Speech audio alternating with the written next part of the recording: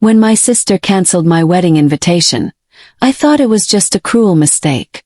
But when I found out the real reason, the betrayal cut deeper than I ever imagined. She didn't just cross my name off the guest list. She erased me from her life as if I was nothing. What she didn't know was that the very venue she had chosen for her grand, lavish wedding, the place she bragged about endlessly, was owned by me. I had built a luxury hotel chain from the ground up, quietly and privately, without announcing my success to my family. For years I endured their sneers, their gossip about how I would never make it, their pity when I struggled in my early 20s. They didn't know about the sacrifices, the sleepless nights, or the broken friendships I had endured to reach where I stood now.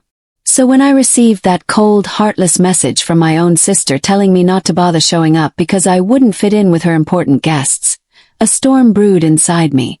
She thought I was still the struggling sibling, the one who borrowed money now and then, the one she could dismiss without consequence. What she didn't realize was that every chandelier, every velvet chair, every sip of champagne her guests would enjoy at her wedding reception would come from my pocket.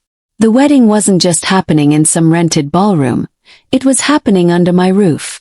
I could have ruined everything with a single call. I could have cancelled the event, left her scrambling, humiliated her in front of all those important people.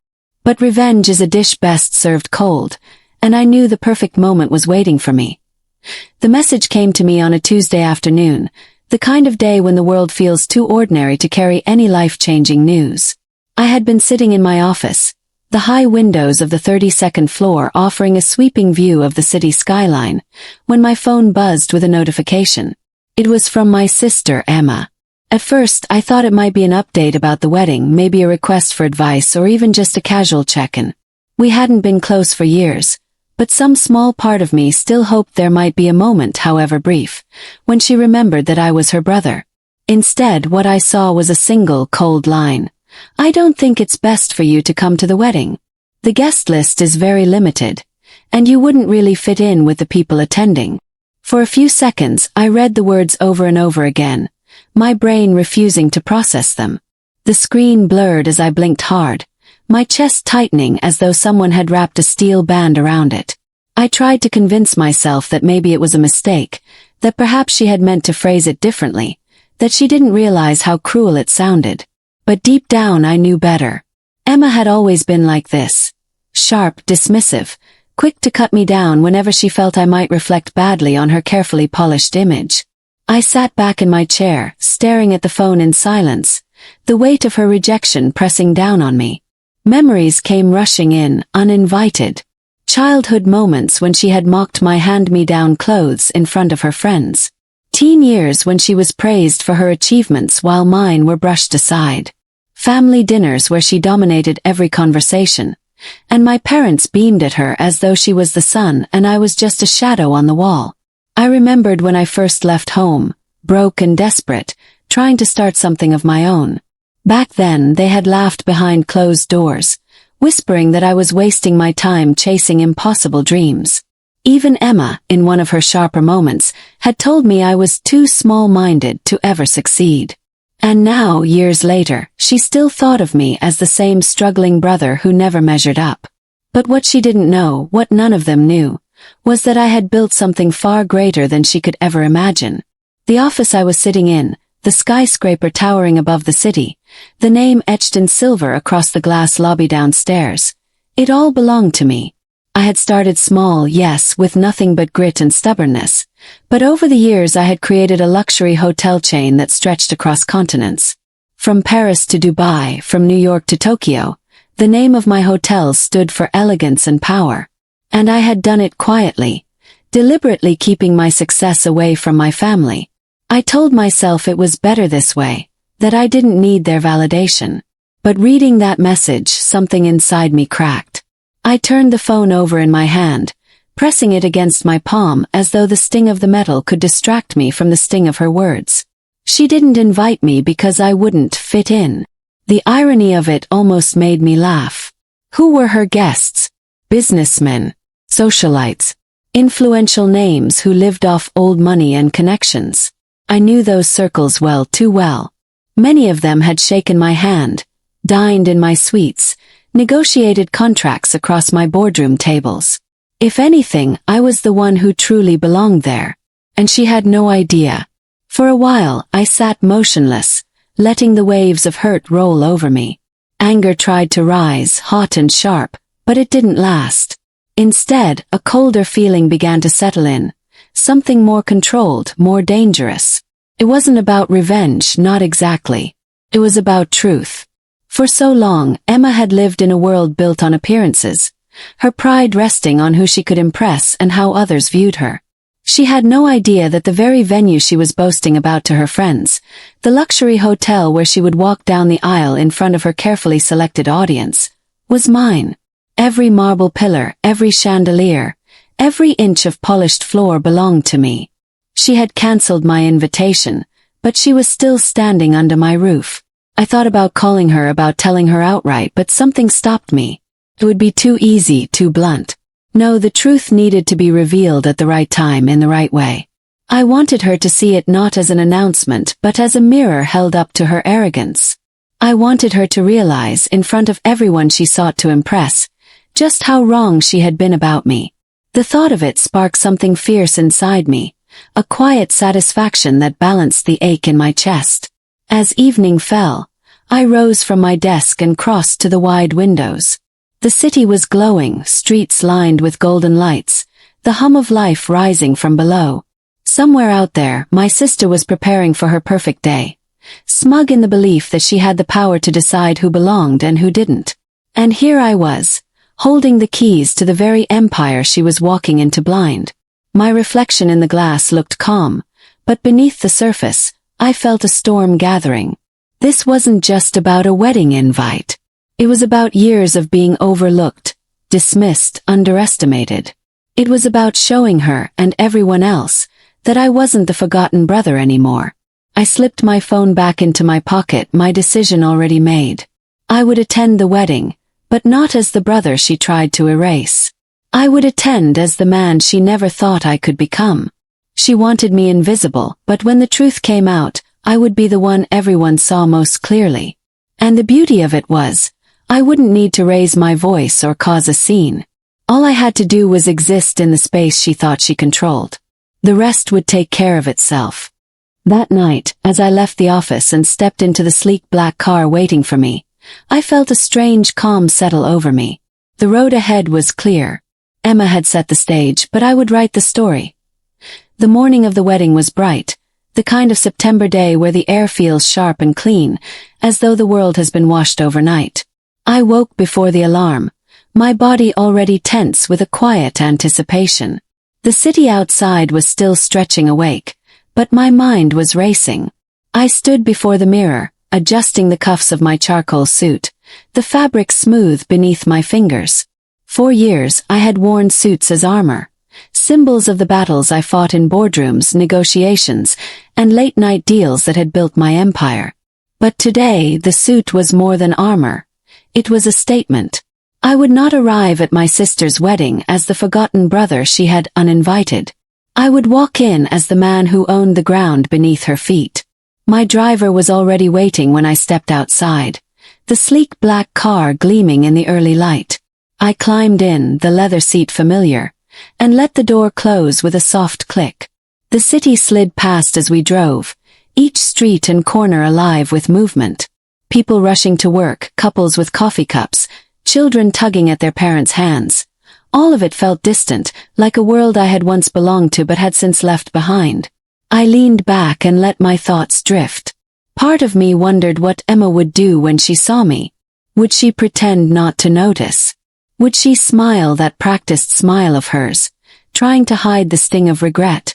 Or would she crumble beneath the weight of truth, realizing too late that the brother she had dismissed had become someone she could never ignore? The hotel came into view, its marble facade glowing in the sun, towering above the street with quiet grandeur. Guests were already arriving, stepping out of luxury cars in tailored dresses and sharp tuxedos, their voices a low hum of excitement. I watched from the car for a moment, my heart steady, then nodded to the driver. The door opened and I stepped out. No one turned to look at me. To them, I was just another guest, Another name on the endless list of people who had come to witness the spectacle of Emma's big day.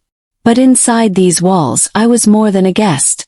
I was the silent architect of everything they admired. I walked through the glass doors, the lobby bathed in golden light from the crystal chandeliers above. Staff bustled quietly, efficient and invisible, carrying trays of champagne, guiding guests to the ballroom.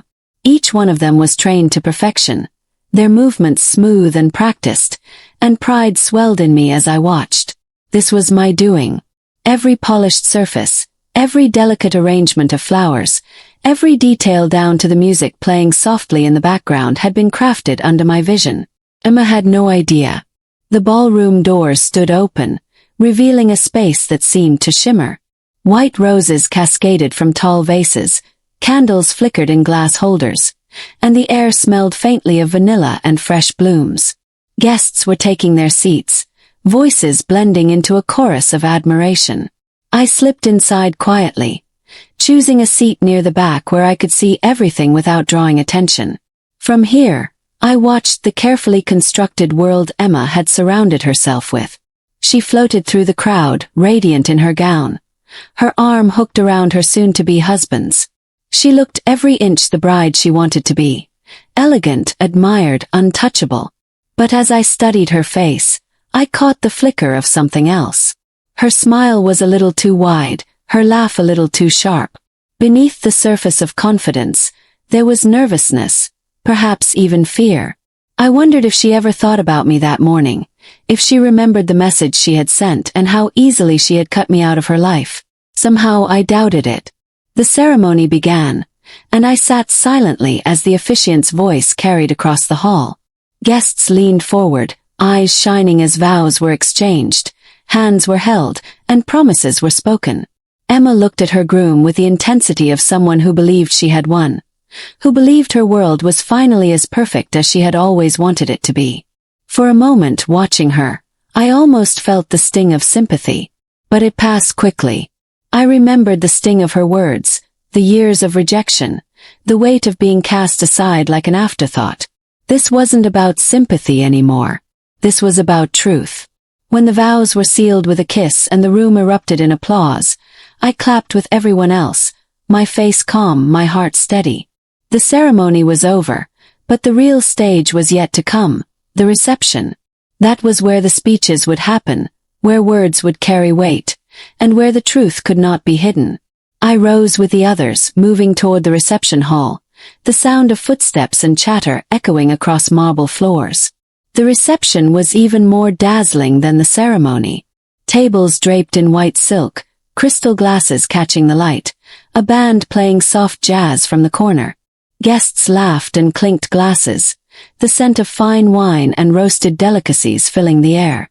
I lingered near the edges, a shadow among the glittering crowd, watching as Emma basked in the glow of admiration. She moved from table to table, her laughter ringing like bells, her hand resting delicately on her husband's arm. She was the queen of her moment, adored and envied by those around her. But when her gaze swept the room and landed, for a fraction of a second, on me, I saw her freeze. Her smile faltered just slightly, and then returned as if nothing had happened. She had seen me. I knew she had. She turned quickly, whispering something to her husband, who glanced over briefly with a frown before shaking his head. I could almost hear her voice in my mind. What is he doing here? He wasn't supposed to come. The speeches began after the first course was served. Glasses were filled, and the microphone was passed. Her husband spoke first, his words warm and practiced, drawing polite laughter from the crowd. Then my father, his voice proud, his words dripping with praise for his perfect daughter. Finally, Emma herself, thanking everyone for being there, her voice trembling with emotion. She looked out over the crowd as though she owned it, her eyes shining with triumph. And then the microphone moved again, passed toward me almost by accident. A hush fell over the room as I rose from my chair, the sound of my footsteps echoing in the sudden silence. I took the microphone, feeling the weight of every eye on me, and smiled. For a long moment I said nothing, letting the tension stretch, letting her wonder what I would do. Then, in a voice calm and steady, I began to speak, not as the brother she had cast aside, but as the man who held the truth in his hands. The microphone felt heavier than it should have, its polished metal warming quickly in my hand as the room fell into silence. Dozens of faces turned toward me, their expressions curious, expectant. I could feel Emma's eyes burning into me from across the hall, her smile frozen in place, the muscles in her face tight with barely contained panic. For a moment I simply stood there, letting the quiet stretch, giving her time to wonder what I might say. The clinking of cutlery stopped, the band's gentle background music faded to nothing, and all that remained was the sound of my own breathing, steady and calm. I wasn't nervous. I wasn't even angry anymore. I was ready. I wasn't sure I'd be here tonight. I began, my voice low but clear, carrying easily through the hushed ballroom. A ripple of surprise crossed the room. Guests shifted in their chairs, intrigued. A few weeks ago, I received a message. A message that told me not to bother coming, that I wouldn't fit in with the people gathered here today. A murmur rose from the tables, soft but sharp, like the hiss of wind through broken glass. I paused, letting the words sink in. My gaze flicked briefly toward Emma, and I saw her fingers grip the edge of her chair, knuckles white beneath the delicate lace of her gloves. She tried to keep her smile, but her eyes betrayed her, wide and pleading, silently begging me to stop. But here I am, I continued, straightening, my voice stronger now. Not because I wanted to intrude, not because I wanted to spoil this day, but because I wanted to witness it. I wanted to see my sister marry the man she loves. And I wanted everyone here to know the truth. Another murmur swept through the hall, louder this time, heads turning toward Emma, then back to me. Her new husband's jaw tightened, his arms stiff around her shoulders, though he said nothing. The truth, I said, my words deliberate, is that this wedding, this beautiful celebration, this magnificent hall, it all exists because of me. Gasps filled the room, soft exclamations breaking the silence. I let them wash over me, unflinching. For years, many of you may have thought of me as the forgotten one, the quiet brother who never quite measured up. Some of you may not even know my name. And that's fine. I preferred it that way. I built my life in silence. I built an empire without asking for recognition or applause. While others dismissed me, I worked. While others doubted me, I sacrificed. And what I created is this hotel, this chain of luxury halls and suites that stretch across the world. Every chandelier above you, every glass of champagne in your hand, every polished floor beneath your feet. It belongs to me. The room erupted in whispers, shock spreading like wildfire. I could see the disbelief in their eyes, the quick calculations as they connected dots they hadn't noticed before. Emma sat frozen, her lips parted but no words escaping, her face pale under the flawless makeup. I turned my eyes back to her, my voice softening. Emma, you told me not to come because I wouldn't fit in. You didn't know that I own the very ground you're standing on. You didn't know that the brother you tried to erase is the reason this moment looks the way it does. For a heartbeat, silence hung again, heavier than before. Emma's groom finally shifted. His brow furrowed as he leaned toward her, whispering something harsh and urgent. She shook her head quickly, her composure unraveling, and for the first time I saw fear in her eyes. Not fear of me, but fear of being exposed, of losing face in front of the people she had worked so hard to impress. I lowered the microphone slightly, my tone gentle now, almost kind. I'm not here to ruin your wedding. I'm not here to shame you. I simply wanted you to know the truth. And I wanted everyone else to see what you chose to ignore. Family isn't about appearances. It isn't about who fits into what circle or who looks good beside you in photographs. It's about loyalty, respect, love. And when you canceled my invitation, you showed me, and everyone here, just how little that meant to you. The weight of my words hung in the air, pressing down on every corner of the room. No one moved, no one spoke. I could feel the eyes of Emma's in-laws on me, their gazes sharp, judgmental, as they pieced together the kind of person she really was beneath the glittering surface. Guests exchanged whispers, some shaking their heads, others staring at her with open curiosity, as though they were witnessing the crumbling of an illusion. I handed the microphone back to the nearest waiter, who looked at me with wide eyes, unsure what to do. Without another word, I straightened my suit jacket and began to walk toward the doors. My steps were measured, unhurried, the sound of my shoes clicking against the polished floor echoing in the heavy silence.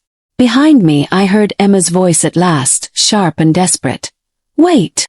But I didn't stop. I didn't need to.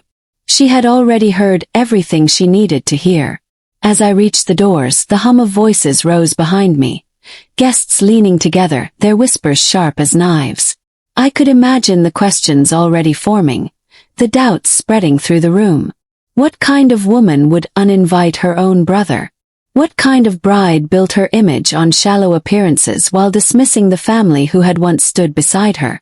The image she had worked so hard to perfect was unraveling, thread by thread, in front of the very audience she had hoped to impress.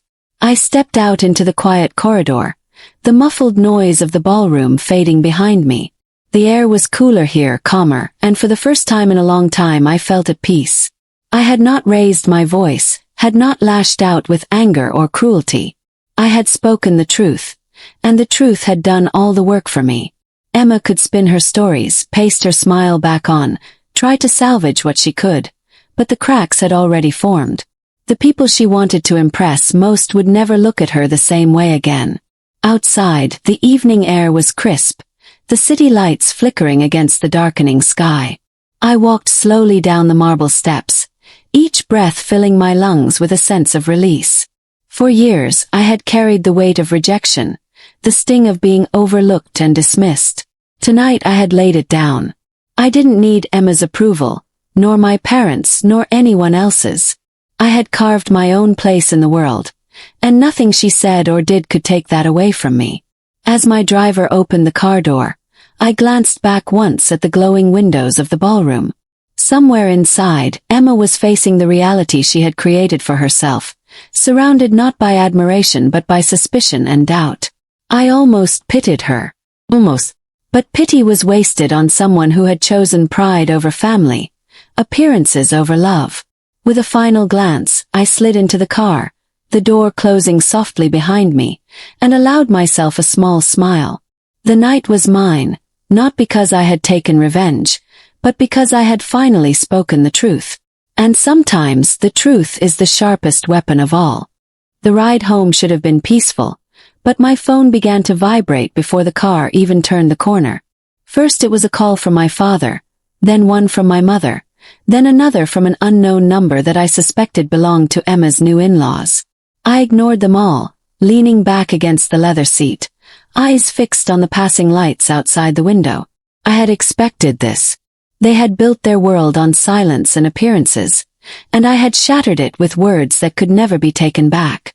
Still, curiosity got the better of me after the fifth call, and I finally answered when my father tried again. His voice came through sharp and furious, trembling with indignation. "How could you do that? On her wedding day of all days? Do you know what you've done? Do you know the embarrassment you've caused this family?" I listened quietly, letting him rage, and when he paused for breath I said calmly, "I told the truth. If the truth embarrasses you, that's not my fault." There was a long silence on the other end before he muttered something about betrayal and hung up. Felt no guilt. For once, I wasn't the one who had betrayed anyone. The calls continued throughout the night, but I ignored them, turning my phone face down on the table and letting it buzz itself into silence. By morning, the headlines were already spreading through social media. Guests had posted fragments of my speech, whispers had flown out of the ballroom, and now the internet was doing what it always did, tearing into the story with ruthless fascination. Articles appeared on gossip blogs. Bride's brother reveals he owns venue during wedding speech, and luxury hotel mogul uninvited from sister's wedding shocks guests with truth. Pictures of Emma's frozen face were already circulating. Her once perfect smile now a symbol of arrogance exposed. I couldn't help but feel a pang of satisfaction, not because I wanted her humiliated, but because the narrative was finally out of her control. For once, people saw through the illusion. By noon there was a knock on my penthouse door. When I opened it, my mother stood there, her expression torn between fury and desperation. She didn't even wait for an invitation, sweeping inside like a storm, her voice already rising. "Do you have any idea what you've done to your sister?" She was humiliated in front of everyone. Her new husband's family is furious. They're saying she deceived them, that she only cared about appearances. "You've ruined everything for her." I closed the door and leaned against it, watching her pace the room. "I didn't ruin anything," I said evenly. "I told the truth. Emma ruined it herself when she decided appearances mattered more than family." My mother spun on me, eyes blazing. "You always twist things. You've always been jealous of her. That's why you did this, to steal her spotlight." I laughed softly, shaking my head. "Jealous? I own an empire. I have everything I worked for. What do I have to be jealous of? I don't want her spotlight. I wanted her respect. And I never had it." For a moment, my mother faltered, her anger dimming as something softer flickered across her face. But it was gone as quickly as it came, replaced with weariness. "You've made enemies now," she muttered. "Her husband's family won't forgive this. They have influence, power. They could make things difficult for you." I met her gaze steadily. "They can try. But my world isn't built on borrowed power or fake smiles. It's built on mine. They can't touch me." She pressed her lips into a thin line, then turned away, muttering that she didn't recognize me anymore. As she left, I wondered if she had ever truly known me at all. Later that evening, Emma called. I almost didn't answer, but something inside me needed to hear her voice. When I picked up, silence stretched for several seconds before she finally spoke. Her voice was raw, stripped of the practiced sweetness she had always used. "Why did you do it?" she whispered. "Why did you hate me so much that you had to destroy my wedding?" I closed my eyes, letting out a slow breath. "I don't hate you, Emma. I never did. But you hated me. You pushed me away, dismissed me, told me I wasn't good enough, even when I tried. When you canceled my invitation, it wasn't just about a wedding. It was about every time you decided I wasn't worthy of standing beside you. And I wanted you to know that I am not the person you think I am. I wanted you to see me." Her breathing trembled on the other end of the line. "I didn't mean it like that," she said softly, though even she didn't sound convinced. "I just thought you'd embarrass me. You never belonged in my world." Her words cut even now, but I held my ground. "That's the problem, Emma. I don't belong in your world because your world is fake. You care more about strangers' opinions than your own family. You wanted to impress people who don't even love you. And now they've seen the truth." There was a long silence before she choked out. "They think I'm a liar. His parents, they don't trust me now. They're already questioning the marriage." I felt a flicker of pity, but it was swallowed quickly by the memory of her message. "Maybe now you'll understand what it feels like to be dismissed. Maybe now you'll understand me." She began to cry quietly, the sound muffled but real. For the first time, her voice carried no arrogance, no superiority, only fear and regret. "I didn't want to lose you," she whispered. I didn't know how to have you without feeling small beside you." Her confession stunned me. All these years, I had thought she looked down on me because she believed I was beneath her. But maybe, in some twisted way, she had feared the opposite. I sighed, my anger softening just slightly. "You didn't lose me, Emma.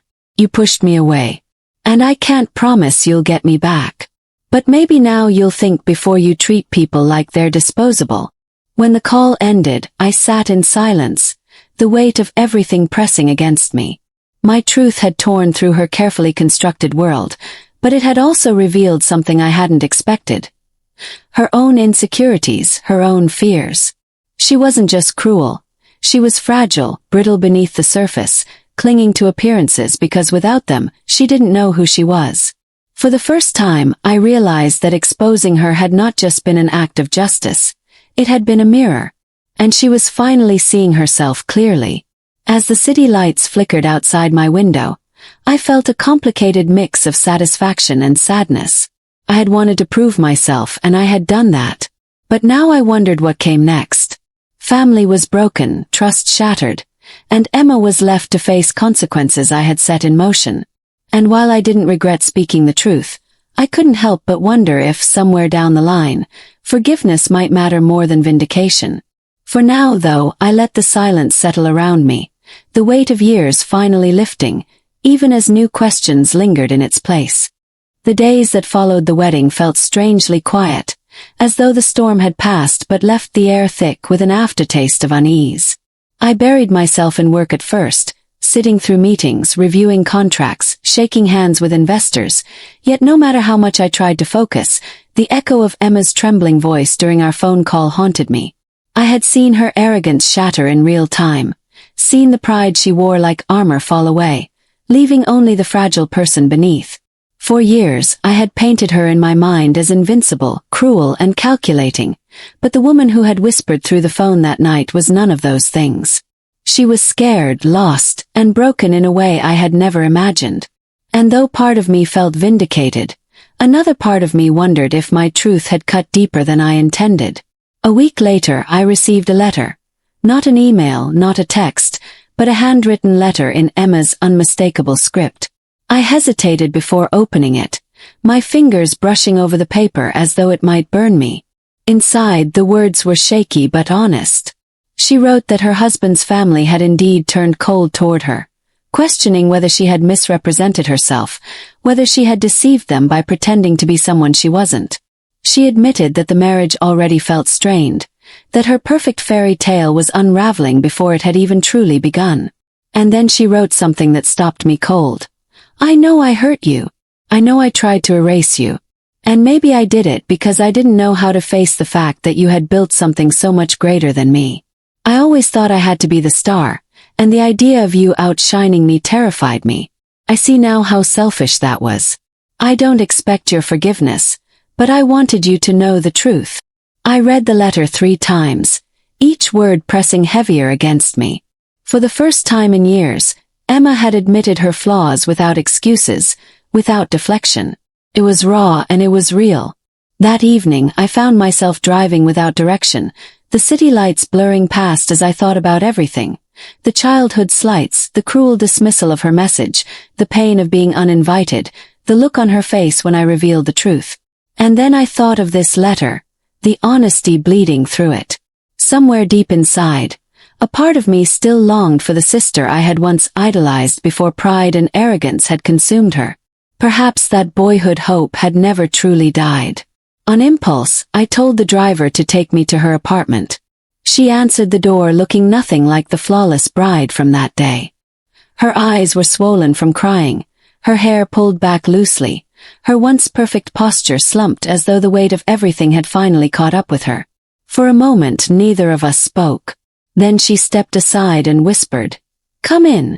The apartment was silent, the faint smell of roses still lingering from her wedding bouquet wilting in a vase on the table. I sat down on the couch, and she took the chair opposite, her hands twisting in her lap. "You read the letter," she said softly, not as a question but as a statement. He nodded. For a long time we simply sat in silence. Finally she looked up, her eyes shimmering. "I'm sorry," she whispered, her voice cracking. "I was cruel to you. I've been cruel for years. And when I told you not to come to the wedding, I thought I was protecting my image. But I see now. I wasn't protecting anything. I was destroying everything that should have mattered most." The words hung heavy in the air, and for the first time I believed them. I saw no performance in her, no carefully practiced lines, just raw regret. "I can't pretend it didn't hurt," I said quietly. "Not just the wedding but everything. The way you always pushed me aside, the way you made me feel like I was nothing. I carried that for years, Emma. It drove me, but it also scarred me." She flinched at my words but nodded, her tears falling freely now. "I know. And I don't deserve forgiveness. But I don't want to lose you forever. I don't want to keep living in a world where we're strangers." In that moment I realized I had a choice. I could walk away, hold on to the anger, and leave her to live with the ruins of her pride. Or I could take the first step toward rebuilding something, however fragile it might be. And though every wound in me screamed to turn away, I found myself leaning forward, my voice softer than I expected. I don't know if I can forgive you completely. Not yet. But maybe forgiveness isn't a moment. It's a process. Maybe we can start small. Maybe we can try. Her breath caught, and she nodded quickly, as though she had been holding on to hope for that one small opening. We talked for hours that night. Not about business, not about success, not about who was better or worse. We talked about memories, about the times before everything became about appearances and pride. We remembered childhood laughter, silly games, secrets whispered in the dark. And though the years of pain lingered between us, something began to shift, fragile but real. When I left her apartment, the night air felt different, lighter somehow. I didn't know what the future would hold. Maybe her marriage would crumble. Maybe her reputation would never recover. But for the first time in a long time, I didn't feel like her enemy. I felt like her brother again, however imperfect that bond might be. And that was enough for now. In the weeks that followed, we spoke more often, sometimes only briefly, but always honestly. She still struggled with pride, with fear, with the ghosts of her choices. But she was trying. And I found myself softening too, letting go of the bitterness piece by piece. I knew the scars would always be there, but scars didn't have to mean the wound was still open. They could mean survival. Looking back, I realized that the night of her wedding wasn't just about exposing her. It wasn't even about revenge. It was about truth. And the truth had set us both free in ways I hadn't expected. She was no longer the untouchable queen of appearances, and I was no longer the forgotten brother in her shadow. We were simply two flawed people, bound by blood, trying to rebuild what we had almost lost forever. And as I stood once more at the window of my office one late evening, the city stretching out beneath me, I felt a quiet sense of peace. Not the sharp satisfaction of vindication, but the gentle calm of reconciliation. The story wasn't about who won or who lost. It was about the simple, complicated truth that family, even when broken, even when bruised, still mattered. And sometimes the hardest battles we fight aren't in boardrooms or ballrooms, but in our own hearts. If you enjoyed this story, don't forget to like, share, and drop your thoughts in the comments. Subscribe to Twisted Fate Chronicle for more powerful and emotional life-changing stories.